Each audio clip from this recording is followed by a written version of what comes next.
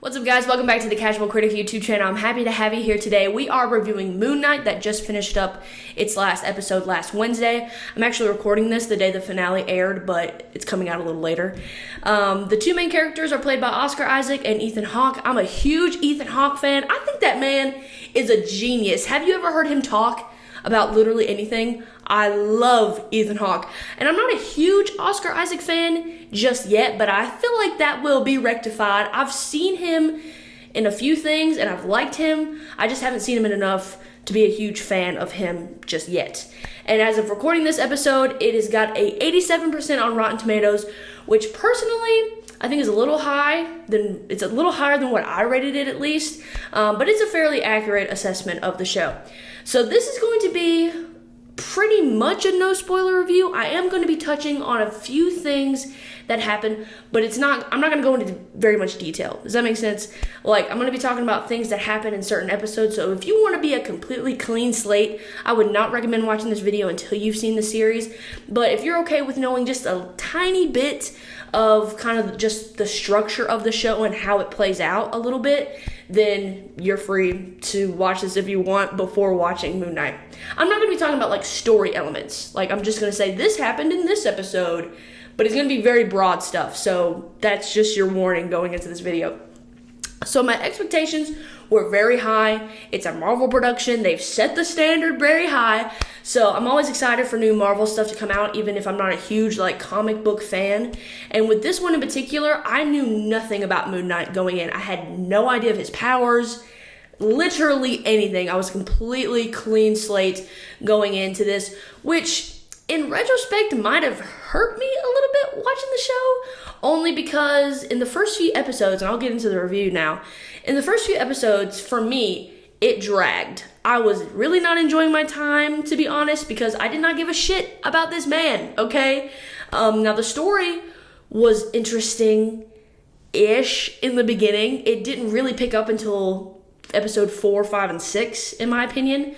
But not knowing anything about this guy, I was not emotionally connecting to this character. To be honest, I thought Stephen Grant was annoying, and I thought Mark Spector came off as an asshole, and that was just me personally. Of course, that changed when we hit episode 5, which I'm sure the people who have seen the series know that episode 5 was a great episode, and we learned a lot about the characters in order to care and have that emotional connection. But for me, the first 4 episodes were not fun to watch. I was kind of just sitting through it like, we've got to get into it at some point, right? And we definitely did. The last 2 episodes of this show are fantastic, but I was not in it to win it, okay? And I think also, and this is also like a personal thing, where the episodes came out once a week and you couldn't binge watch them, it took me a month, literally, that's 4 weeks, 4 episodes, the first 4 episodes, took me a month to get the goods in this series for me personally. So if this was a binge watchable show, I could have gotten there a lot faster. I could have watched the show in a couple days probably, and it wouldn't have felt, as tedious to get through to get to the good stuff. But where this came out once a week, I was waiting around for a minute, and I did not have that much interest in the first 4 episodes, to be honest. And I know a lot of people liked it. I saw a lot of positive hype, a lot of positive reactions online. I was just not feeling it. The first 4 was not feeling it. The story is interesting enough. I won't even say it's interesting enough to keep you there. It's complicated enough to keep you there. This is a complicated show, and I mean, that makes sense. It's not complicated in a bad way, but there's a lot going on, but not a lot of it makes sense until episode 5. You know what I mean? And it's a 6-episode series, and we don't find out what we need to know until episode 5? Okay, why is the first 4 episodes even there? Why don't we have the backstory be like, I don't know, episode 2, maybe 3. Maybe 3, that's pushing it, in my opinion. I think a lot of people went into this blind. I was hearing a lot of that on the internet. People saying we don't know a lot about this character. I mean, I'm sure people do, the comic book fans. But the more casual Marvel viewers that still watch the stuff when it comes out, but they're not like super knowledgeable about it beforehand, I feel like we were just kind of left to hang out and just kind of try to figure out what was going on for ourselves for the first month that this show was coming out. What else do I have on here? I'm reading my notes, okay? I'm reading my notes because I'm a professional. The last 2 episodes, I'll get into those. They were incredible, though. The things that I saw in the last 2 episodes were some of the most incredible things I saw in Marvel, period. Not just TV shows, and everything Marvel has given us thus far. Episode 5 was very emotional, very interesting. I loved episode 5. That's probably one of my favorite episodes that Marvel has put out of any series. And episode 6 was pretty badass. I don't think it was as good as episode 5, but episode 6 was epic. The fight scenes were epic. Layla in episode 6, she is not getting enough discussion here.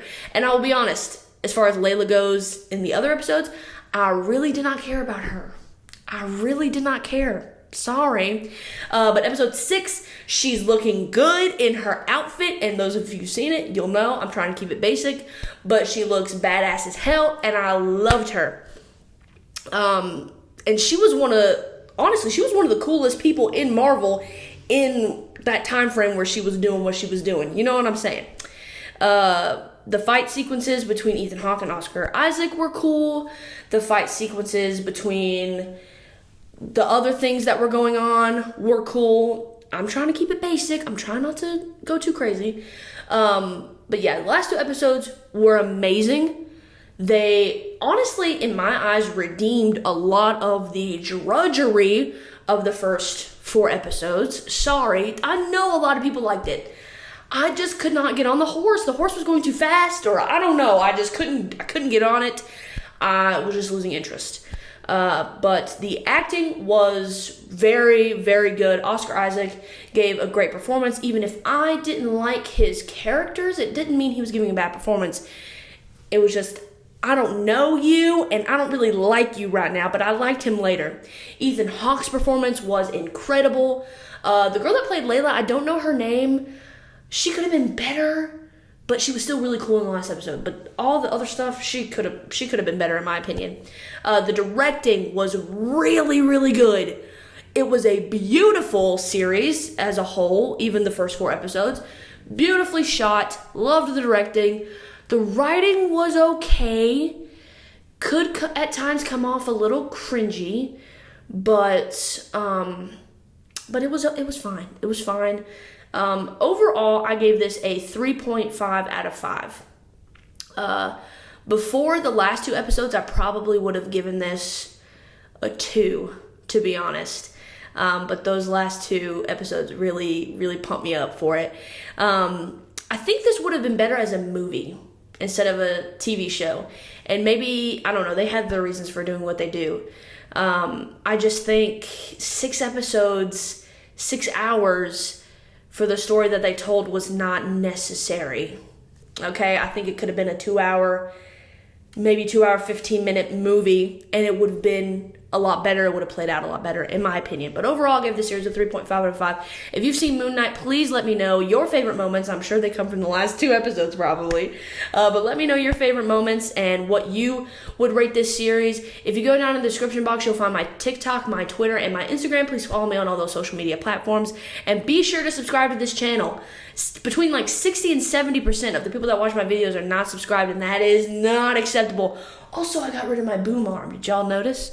I have a mic stand. Look at that. Look at that.